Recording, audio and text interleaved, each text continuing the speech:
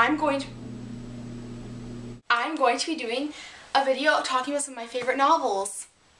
How exciting. Maybe you're not excited, maybe you are, maybe you're in the middle, maybe you just don't really care at all. But you should care because you're in a good place right now. So, let's talk about some of my favorite books. If you're not interested in this kind of video, that's fine. I will have my regular kind of fun videos up. But this is something that I like to talk about. I'm a big reader. I love reading. Some people would think that's nerdy, but I just like it. Not going to deny it. Everyone in my family loves to read. So I'm going to be talking about some of my favorite books that I've read throughout my time that I can remember off the top of my head that I actually own.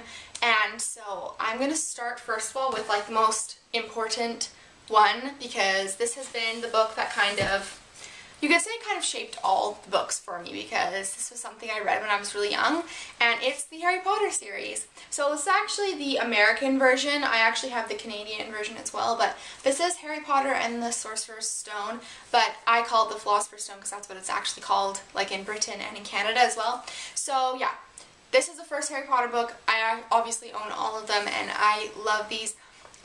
They're just amazing, amazing, amazing books. If you haven't seen the movies or like read the books, you should, because they're a really good investment of time and they're just so well written. These are amazing. This book has been through a lot in this house. So yeah, amazing, amazing series. Another amazing series that I've talked about recently is The Hunger Games, and I have this whole series as well. Amazing books. These are by Suzanne Collins.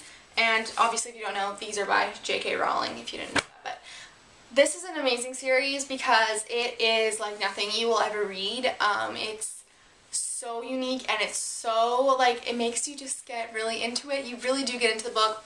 It's really not a happy series necessarily because it's very dark, I feel. But I think that it's a really, really good read. Get this up from your library. Read it, enjoy it.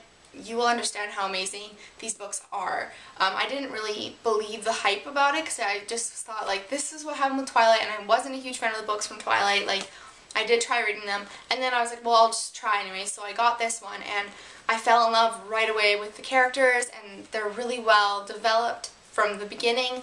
And so I really love this book. It's amazing. Please, just read it. Okay, so this is one that was really popular last summer or the summer before. It's The Girl with the Dragon Tattoo, and obviously there's movies now. These books are very large. This is 800 and some odd pages, which is very, very large. But it's really, really good. So this is the first one, and this is the second one. And then I have the last one, The Girl Who Kicked the Hornet's Nest, in hardcover over there.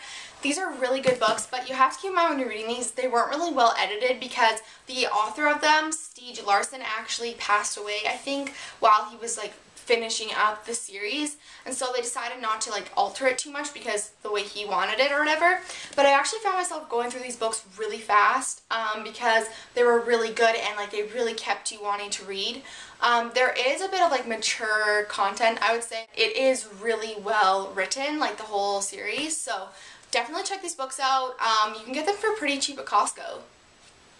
I'm a girl, I love kind of like just fun, cute books. Two of my favorite authors for those is Dessen and Sophie Kinsella. I've actually read I've actually read every single solitary Sophie Kinsella book that has ever come out because I love her writing. She's British, she's very humorous, and it's just like so enjoyable. So this is the Confessions of a Shopaholic series, and I have them all. I love them. Dessen, I own a lot of her books as well. This is one of my favorites. It's called This Lullaby, and these books are really nice because they're young girls who fall in love, and there's always a happy ending. It's really nice because sometimes if you're grumpy, something like this will make you feel good, or it can make you feel grumpier. Like, why does no one love me? But yeah, okay. Another sort of cutesy kind of book is the Brashares. I don't know how to say it. She is the author, I'm just reading off the top, of The Sister of the Traveling Pants, which I also loved that series. But this is more of a, there's different characters obviously. And this is The Last Summer of You and Me, and I love this book because it twists all around. You never know what's going to happen. It's not predictable. Like sometimes Dessen books are pretty predictable. This one is so good. Definitely check it out. It's awesome. It's a good summer book, like to read on the beach or whatever, so that's what it looks like. This is one of my all-time favorite books as well. I actually haven't read this for a really long time, but it's like inspired from actual events that happened in history.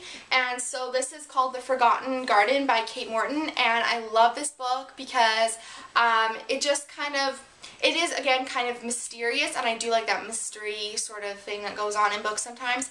This one is just so good, and you never really know what's going to happen in the end. And I also like this book because it actually takes place in modern times as well as back in 1913. So yeah, I really like this book as well. I haven't read any of her other books, I don't think, but this is a really good book. I love James Frey books, or James Frey, I don't really know how to say his name. They are really good, and there was a lot of controversy about this bad boy right here, A Million Little Pieces, but I don't care if it's real, I don't care if it's like fake, I don't care. It's such a good book. I don't really know all that much about the controversy behind it. I would just read it as a piece of fiction, so not thinking it's real, because then you're not disappointed, I guess. Another one of my all-time favorite books by him is actually called Bright Shiny Morning, and this one I got for Christmas a couple years ago, and I read it and I literally bawled my eyes out at the end. Bawled my eyes out. I don't think I've ever cried that hard in a book as I did in this one, which is really weird because I cried really hard when Harry Potter ended. Like when I read the last book, I was crying. But this one, whole key, man, just thinking about it really just shakes me because it's just, you would never see it coming, like you don't see it coming at all, and it's just like, whoa, oh my gosh, I just bawled, and it's not happy, let's just be honest. It's the story of, I think, 4 or 5 different kind of people who live in the Los Angeles area, and then throughout the book there's also kind of random facts about Los Angeles, and in the end the stories really don't connect. It's really like you're reading 5 different stories at once. So I really like that, and this is the book and I liked it. This is one of my favorite authors again. Whoops. This is Jodi Picoult, and I love her books because they're very, again, very like, you never know what's going to happen kind of thing. This one is called 19 Minutes, and this is for sure one of my favorites. It was inspired by true events that happened at a high school shooting, but this actually takes on the point of view from the kid who did the shooting. She gets right into the head of the person who did cause wreak such havoc, I guess, in this high school, and killing all these thousands of high school kids. But you feel compassionate for him, and like you feel bad for him because of everything he's gone through, and it's a very, very tough read because it's very sad, but I think it's very good to read. And my last one is a fun book. This is Highly Inappropriate Tales for Young People by Douglas Coupland and Graham Remieux, and I got this for Christmas as well this year. And this is honestly one of the cutest books I've ever read in my life. You can see by the illustrations on this that it's just like, it's not your usual like picture book, I guess. It's hilarious and inappropriate and hilarious. And I honestly love this. I have some pictures on Instagram of my favorite illustrations from here, which is probably illegal, but meh. And the stories are just amazing. The illustrations are great. Like, if you just even look, like, I just love this. This is honestly my favorite.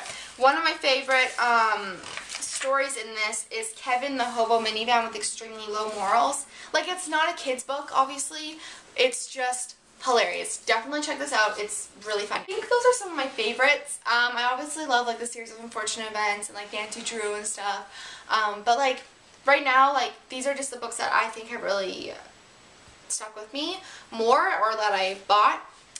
So I hope that helped give you some ideas for maybe some books you want to read over your spring break if you haven't gone on spring break yet, or maybe some things you want to read during summer or something. I don't know. And even if you don't like reading, like I really recommend just trying to pick up a book.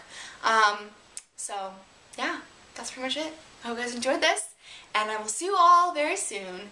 Bye guys! Oh jeepers.